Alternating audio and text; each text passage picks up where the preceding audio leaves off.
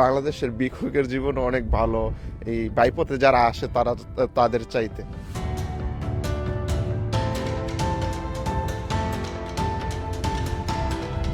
এত টাকা খরচ করে আইছি, এখন ব্যাক করতেও মানে মানে মনে কত টাকা খরচ হয়েছে আপনার? এই 10 লাখের মতো চলে গেছে।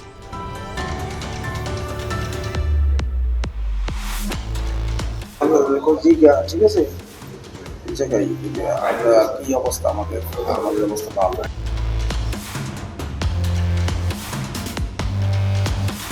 15 বছর বাহিরে থাইকেছে, দেশে ওরকম কিছু করতে পারতো না, এই জন্যই তো গেছিল, যে সন্তানদের কথা চিন্তা ভাবনা করেই তো গেছিল।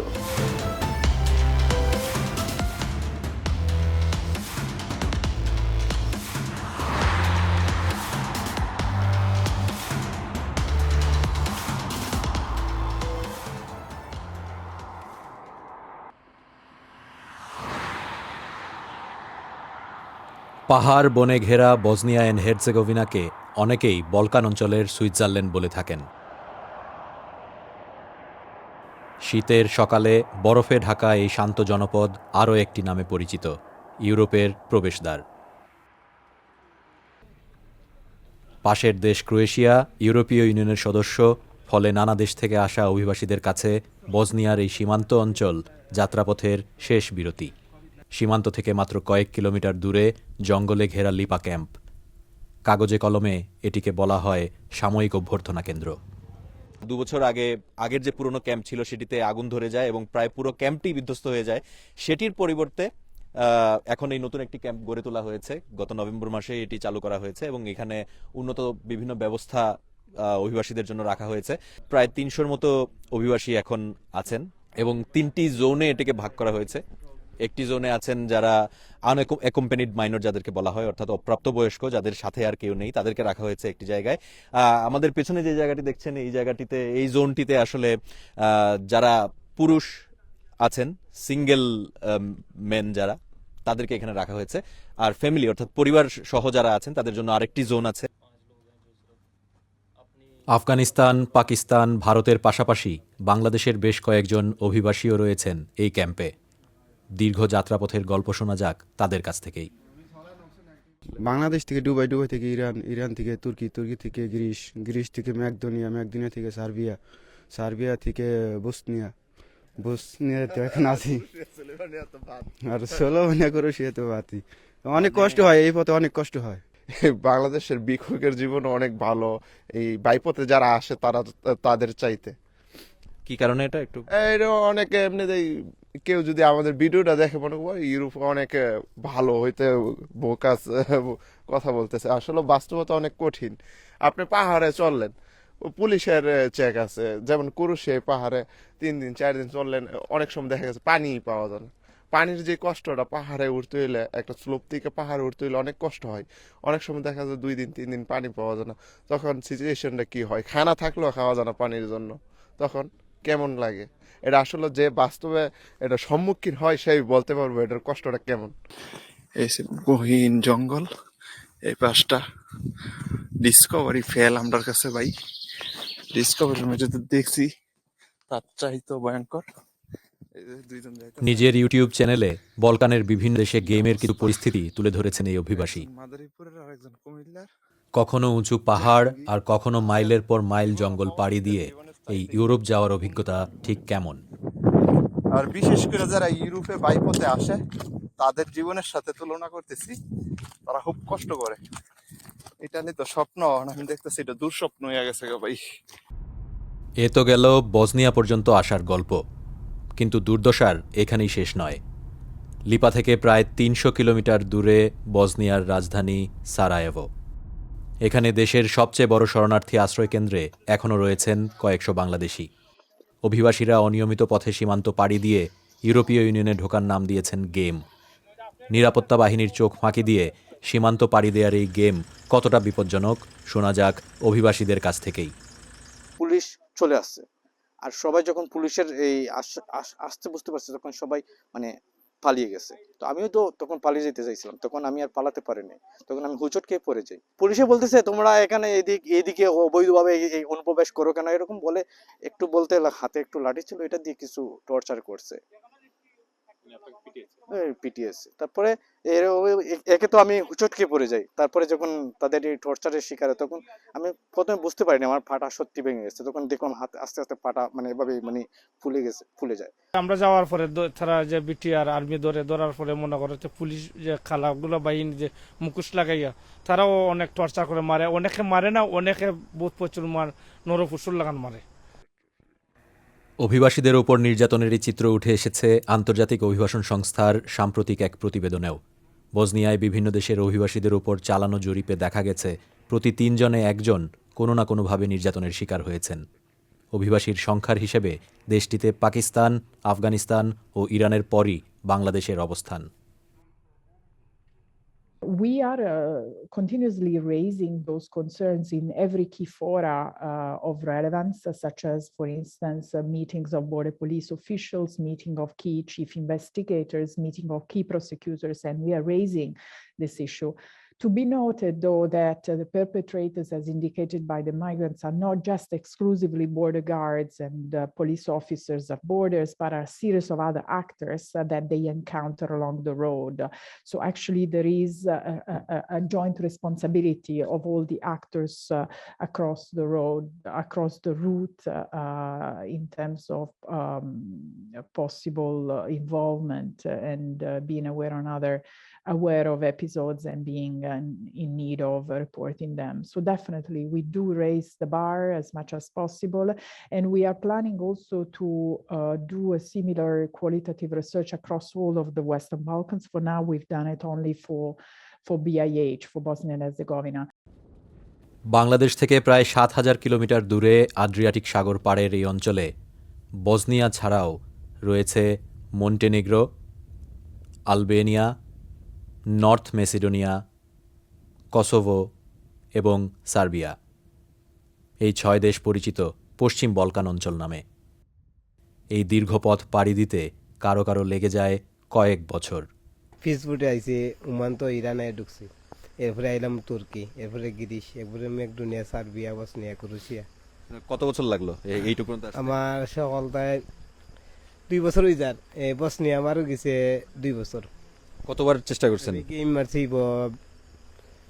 20-22টা আমার দিছি গেম মাইরা, ক্রোয়েশিয়া, সলমনিয়া গিয়া ধরা খাই দেয়।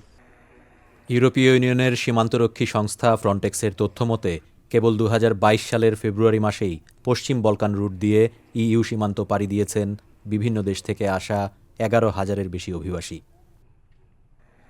কিন্তু এত কষ্ট, এত ঝুঁকি সত্ত্বেও কেন এই যাত্রা? নিজের দেশে চাকরি বা ব্যবসা করে কি ভালো থাকা যেত না? আমার মতো অনেক মানুষই বাংলাদেশে বড় বড় ডিগ্রি নিয়ে করতেছে, চাকরি হয় না। যাদের মামা খালু আছে তারাই চাকরি পায়।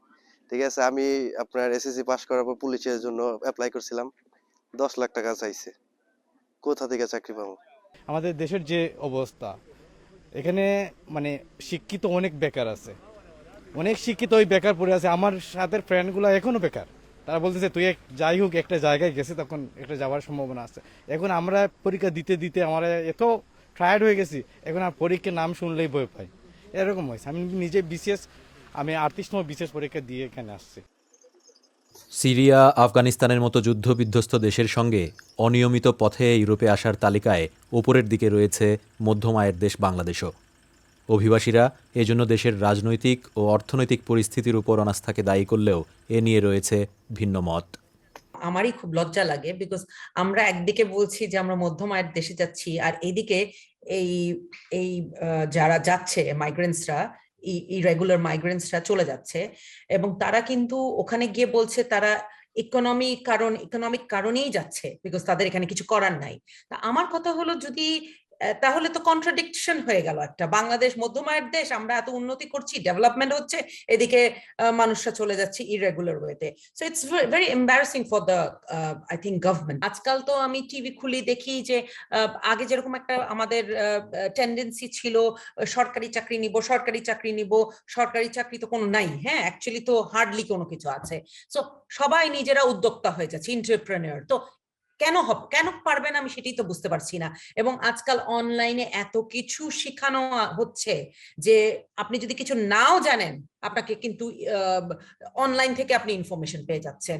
সো আমার তো মনে হয় যে এটা একটা excuse, just an excuse, and they think ওই যে গিয়ে একটা ইলিগাল ভাবে থেকে গেলাম, তারপর থেকে গিয়ে রাস্তায়, আপনি তো জানেন, আপনিও তো দেখেন ইটালিতে রাস্তায় ফুল বিক্রি করলাম, তো এটাতে কি 10 লাখ স্পেন্ড করে আপনি যে লাভবান হতেন একটা ফুল বিক্রি করে এবং 15 লাখ খরচ করে যে গেলেন, সেটা কি সেম জিনিস হলো? মানে আমি এটাই বুঝতে পারি না। আমার মনে হয় এটা জাস্ট তাদের একটা মাথায় একটা ঢুকে গেছে যে বিদেশে গেলেই কি জানি, হ্যাঁ, irregular way is not the right way. বিদেশে যাবে, ঠিক আছে, সবাই যেতে চায়, একটা মোহ আছে বিদেশে, মনে করছে যে অনেক আয় করবে, ঠিক আছে, সেটা ভালো কথা, অনেকেই মনে করে। তাহলে রেগুলার ওয়েতে যাক, আমাদের তো অনেক রেগুলার ওয়ে আছে। বসনিয়া এবং সার্বিয়া সীমান্তে দ্রিনা নদীর পাড়ে অবস্থিত ছবির মতো সুন্দর এক শহর স্ফর্নিক। নদীটির এক পাশে বসনিয়া, অপর পাশে সার্বিয়া। ছোট্ট এই স্ফর্নিক শহরে একটি নির্মাণ প্রতিষ্ঠানে কাজ করছেন বেশ কয়েকজন বাংলাদেশি। বাংলাদেশ থেকে কাজের চুক্তি নিয়েই এখানে এসেছেন তারা। বসনিয়া যখন ইউরোপগামী অভিবাসীদের একটি অন্যতম রুটে পরিণত হয়েছে, তখন বিপরীত চিত্র এই স্ফর্নিক শহরে। এখানকার কর্মীরা বসনিয়াতেই তাদের ভবিষ্যৎ গড়তে চান। আমি 2004-এ সৌদি আরবে গেছিলাম, ওখানে যে কাজ করছিলাম, ওখানে যে কাজটা ওখানে আমার গরমের জন্য আমার শ্যুট করতো না, যার জন্য আমি দেশে চলে গেছি 5 বছর পর। তারপর যে আমি শিক্ষকতা করছি কয়েক বছর, করার পরে এখানে আমি একটা ভালো অফার পাইছি মহিনের মাধ্যমে। তারপরে আমি এখানে আসছি আমি 3 বছর হয়, তো আমার আর 2 বছর লাগবে এখানে সিটিজেনশিপ পাইতে। তো সিটিজেনশিপ পাওয়ার পর আমার খেয়াল আছে আমি একটা ব্যবসা বাণিজ্য খুলব। প্রকল্পটিতে এখন কাজ করছেন 18 জন বাংলাদেশি নির্মাণকর্মী। বসনিয়ার স্থানীয় কর্মীদের সঙ্গে এরই মধ্যে তাদের বেশ বন্ধুত্বপূর্ণ সম্পর্ক গড়ে উঠেছে। কিন্তু বলকানের দেশগুলোতে কাজের সুযোগ আসলে কতটুকু? আশপাশের দেশগুলোতে ওয়ার্কার শর্ট, কারণ এই দেশের মানুষ পপুলেশন খুবই কম, আমাদের দেশের থেকে অনেক কম।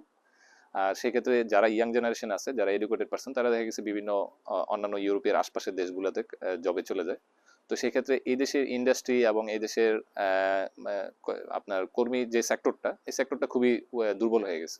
তো সেক্ষেত্রে আমরা চাচ্ছি যে এটাকে আমরা কাজে লাগানোর জন্য, যাতে আমাদের গুড রেপুটেশন দিয়ে যাতে আমরা এই ফিল্ডটা ধরে রাখতে পারি। এবং হয়তো আজকে আমাদের বসনিয়া নিয়ে শুরু হয়েছে, ইন দ্য ফিউচারে হয়তো আমাদেরকে দেখলে হয়তো ক্রোয়েশিয়া, সার্বিয়া, বসনিয়া বা স্লোভেনিয়া, ওইসব দেশগুলো হয়তো আমাদের ইন দ্য ফিউচারে আমাদেরকে হায়ারিং করবে। কিন্তু চাকরি নিয়ে এলেই যে পরিস্থিতির উন্নতি হবে এমনটা নাও হতে পারে। কেন, সেটা জানতে যাওয়া যাক নদীর ওপারে সার্বিয়ায়। সার্বিয়ার কিকিন্দা শহরের কয়েক কিলোমিটারের মধ্যেই এক পাশে হাঙ্গেরি, অন্য পাশে রোমানিয়া সীমান্ত।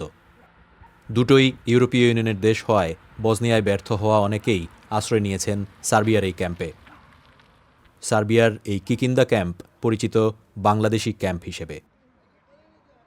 এই ক্যাম্পে 600 জন অভিবাসীর মতো জায়গা থাকলেও আগে প্রায় 1000-এর মতো শরণার্থী অভিবাসী ছিলেন, কিন্তু এখন সেই সংখ্যাটি অনেকই কমে এসছে। কিন্তু তারপরও এখন প্রায় 500-র বেশি অভিবাসী এখানে আছেন, এবং এর মধ্যে সংখ্যাগরিষ্ঠ হচ্ছেন বাংলাদেশিরা। সবশেষ তথ্য যতটুকু জানতে পেরেছি যে 285 জন 500-র মধ্যে বাংলাদেশি রয়েছেন। ক্যাম্পে ঢুকতেই এক অভিবাসীকে দেখা গেল চা বিক্রি করতে। ক্যাম্প কর্তৃপক্ষের অনুমতি নিয়েই এই ব্যবসা চালাচ্ছেন বলে জানিয়েছেন তিনি। নিয়মিত পথে চাকরি নিয়ে সার্বিয়া এলেও এখন তার আশ্রয় হয়েছে অভিবাসী ক্যাম্পে।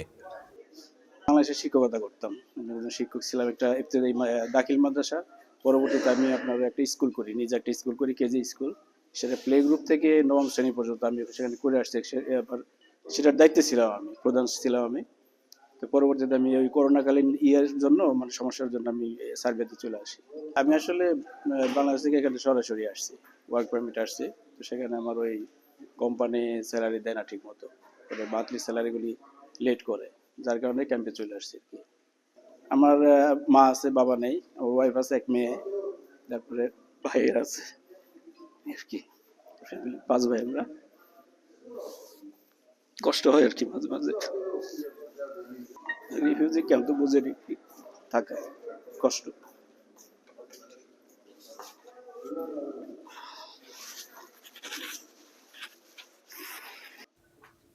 তবে এই ক্যাম্পের সবাই যে এমন কষ্টে দিন কাটাচ্ছেন তা নয়। ক্যাম্পের উপরতলায় যেতেই তার প্রমাণ পাওয়া গেল। দেখা গেল কিছু কক্ষে রীতিমতো বড় ধরনের ব্যবসা চালু করা হয়েছে। টাকা পয়সার কি ব্যবস্থা হয় কিভাবে? দেশ থেকে নিয়ে আসি গ্রিসের মাধ্যমে? বিকাশের মাধ্যমে। এখানে বিকাশের এজেন্ট আছে, ওরা দিয়ে দেয়। সার্বিয়া বিকাশের এজেন্ট আছে? কত টাকা? এখানে 100 ইউরোতে বাংলাদেশে 12,500 দিতে হয়। মানে 12,500 টাকা কম পান?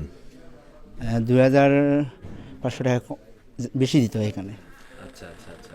এখানে বিকাশের এজেন্ট এটা কি সরকারি এজেন্ট আসলে নাকি না এমনি যারা এখানে কাজ করে তারা আমাদেরকে পয়সা দিয়ে দেয়, আমরা তাদেরকে টাকা দিয়ে দিই। আমরা এই যে বিকাশ এজেন্টের কথা শুনছিলাম, এখানে লেখাই আছে, এটা কি নাম? ঝিকিমিকি? ও ঝিকিঝিকি, আচ্ছা। এই পাশে লেখা আছে ঝিকিঝিকি বিকাশ এজেন্ট। আচ্ছা, এইটা কি রুম না দোকান? এটা দোকানের রুম, মানুষও থাকে পাশাপাশি। হ্যাঁ হ্যাঁ, জি। আচ্ছা আমাদের সহযোগিতা হয় অনেক।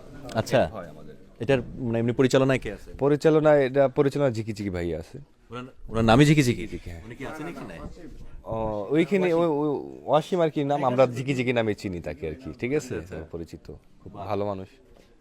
উনি কি আছেন এখানে? এখানে ওনার অন্য লোক আছে, ওই দোকানদারি করে যে সে আছে, সে এখানে থাকে না, পরিচালনা করে অন্যজনের।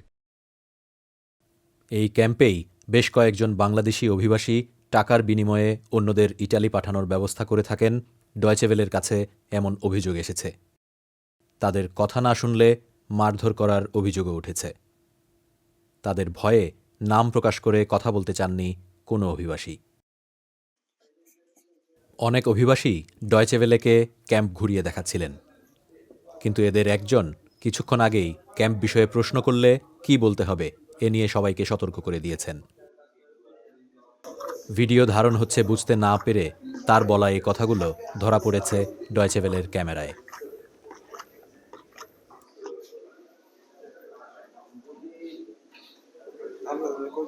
ঠিক আছে,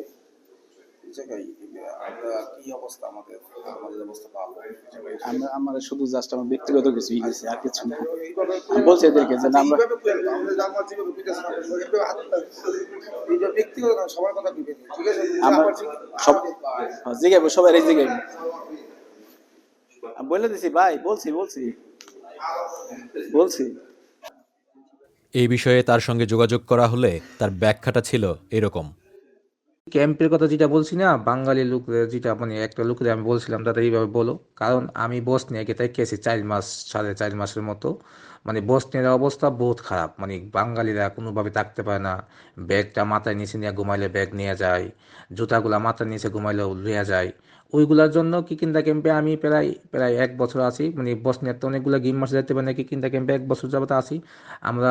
কিকিন্দা ক্যাম্পে দেখা গেছে আমাদের মোবাইলটাও মাঝের মধ্যে ক্রিকেট খেলি, মাঝের মধ্যে রাইখা খেলি, মোবাইলটাও খুব ভালো থাকে, কেউ নেয় না, অনেক ভালো থাকে। তার জন্য আমি ওই লোকের বলছিলাম দাদা কেউ যদি প্রশ্ন করে তাহলে বললেন নতুন লোক আসলে মানে এই কথা বললেন, হ্যাঁ কিকিন্দা ক্যাম্পে এতদিন তো কোনোদিন তো সাংবাদিক আসে না, আজকে সাংবাদিক আসছে।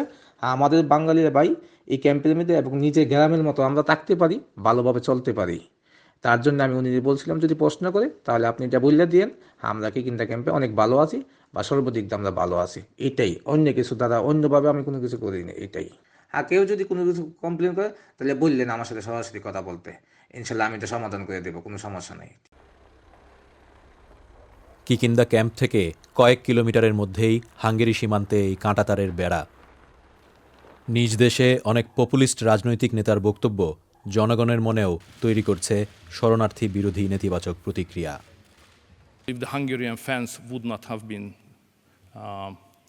stood there, more than 100,000 more illegal migrants would be now first in Austria, then in Germany. That's the reason why we say that we defend not only Hungary, because they would not like, the majority of them would not like to stay here, they would like rather to move to Austria and Germany. So we defend not just Hungary, but we defend Europe. When I arrived to Bosnia, when Onikic arrived in Bosnia in 2018, people were super nice. police was super helpful. I will go to the company of water and say like, we need water for making showers in a makeshift place, and they will help us. We will pay, of course, but they will help us. But suddenly all this speech that comes from European Union that these people are criminal, they are doing illegal things, they are crossing illegally, they are causing us problems, blah, blah, blah. It also came into Bosnia. And the authorities also changed their view they had to us. There is a lot in the rhetoric of some politicians. There is a lot of blaming game, blaming the EU, blaming the neighbors. The European Union is not yet cohesively united around one common migration policy. It is working towards a common EU pact on migration and asylum, which will partially solve some of this different ways of dealing with the issue of migration. চাকরির নিশ্চয়তা পেয়ে এজেন্সিকে ৬ লাখ টাকা দিয়ে নভেম্বরে Serbia আসেন বাদল খন্দকার। এসে দেখেন যে প্রতিষ্ঠানে তাকে চাকরি দেওয়ার কথা বলা হয়েছে সেই প্রতিষ্ঠানের কোনো অস্তিত্বই নেই। ফেব্রুয়ারিতে ভিসার মেয়াদ শেষ হয়ে যাওয়ায় বাধ্য হয়ে আশ্রয় নেন কিকিন্দা ক্যাম্পে। লরিতে চড়ে লুকিয়ে সীমান্ত পাড়ি দিয়ে ইটালি যাওয়ার পথে মার্চ মাসে সার্বিয়ার রাজধানী বেলগ্রেডের পাশে সারসিন শহরে মারা যান তিনি। সঙ্গে থাকা প্রত্যক্ষদর্শীরা বলছেন লরিতে ওঠার আগেই জ্ঞান হারান বাদল। কিন্তু মানব পাচারকারীরা গেমের তথ্য গোপন রাখার জন্য অ্যাম্বুলেন্স বা পুলিশ ডাকতে দেয়নি। সার্বিয়ার সারসিন থেকে ফেরা যাক বাংলাদেশের সাভারে। কয়েক লাখ টাকা ধারের বোঝা এবং 2 শিশু সন্তান। বাদলের দিশেহারা স্ত্রীর দিন কাটছে অতীত নিয়ে দুঃখ এবং ভবিষ্যৎ নিয়ে দুশ্চিন্তায়। উনি কুয়েত থেকে আসার পরে দেশে কোনো কিছু করার মতো সিচুয়েশনে ছিল না, তো বিদায় ওনার ভাইয়ের বন্ধু দালাল ওনার কাছে জাপান যাওয়ার জন্য টাকা জমা দেয়, সেটা মোটামুটি 3.5 বছর আগে। তো সেখানে প্রায় 2 বছরের মতো ঘুরায়, জাপানে নেওয়ার কথা বললে 2 বছরের মতো ঘুরায়, তারপর না করে দেওয়ার পরে বলে যে এখানে যাওয়া যাবে না, করোনা ভাইরাসের কারণে এটা বন্ধ হয়ে গেছে। তারপরে টাকা ফেরত চাইলে টাকাটাও ফেরত না দেওয়ার কারণে মানে বিভিন্ন সমস্যার কারণে দেখা গেছে না দেশে আর থাকা যাবে না, এরকম পরিস্থিতির শিকার হয়ে তো উনি ওই লোক বলছিল, যে দালাল বলছিল যে টাকাটা ব্যাক করে দিতে পারতেছি না, আপনি আরেকটা দেশ আছে সার্বিয়া, ওইখানে যাওয়ার জন্য পাসপোর্ট জমা দিতে পারেন। তো ওইখানে জমা দেয়, বলে যে 60,000 টাকা বেতন আছে, যে কোনো কাজে নিম্নে 60,000 টাকা বেতন, আর 6 লাখ টাকার বিনিময়ে যাইতে পারবো। তারপরে এছাড়া আরও বলে যে ওইখানে যাওয়ার পর আপনার যদি ওইটাতে ওই দেশে ভালো না লাগে, আপনি সেনজেনভুক্ত আরও দেশ আছে যেমন ফ্রান্স, জাপান, ইতালি, এগুলো তো আপনি যাইতে পারেন। তো এইগুলোতে যাওয়ার এরকম প্রলোভন দেখায়, আবার বলে যে ওই দেশগুলোতে বৈধভাবেই যাইতে পারবো। তারপর যাওয়ার পর দেখে যে নভেম্বরের 17 তারিখে যায়, ভিসা হয়, তারপরে সব 6 লাখ টাকা দিয়ে নভেম্বরের 17 তারিখে সে ওই দেশে যায়। যাওয়ার পর দেখে অন্যরকম পরিস্থিতি, যে ওইখানে কোনো কাজও নাই, আর থাকা খাওয়া খুব সমস্যা, থাকতে নিজের টাকা খরচ করে থাকা খাওয়া এটা সম্ভব না, দেশ থেকে নিয়ে এইভাবে থাকা সম্ভব না, আর যে দেশে ব্যাক করে আসবো ওইরকমও পরিস্থিতি নাই। তো ওই কারণে আরও 5.5 লাখ টাকা অন্য দালালদের মাধ্যমে দিয়ে উনি ইটালি যাওয়ার জন্য রওনা দেয়। তো ইটালি যাওয়ার সময় রওনা দেওয়ার হার্ট অ্যাটাক, আমরা যতটুকু জানি হার্ট অ্যাটাক করে উনি মারা যান। দেশে কিছু 15 বছর বাহিরে থাইকেছে, দেশে ওরকম কিছু করতে পারতো না, এই জন্যই তো গেছিল, যে সন্তানদের কথা চিন্তা ভাবনা করেই তো গেছিল।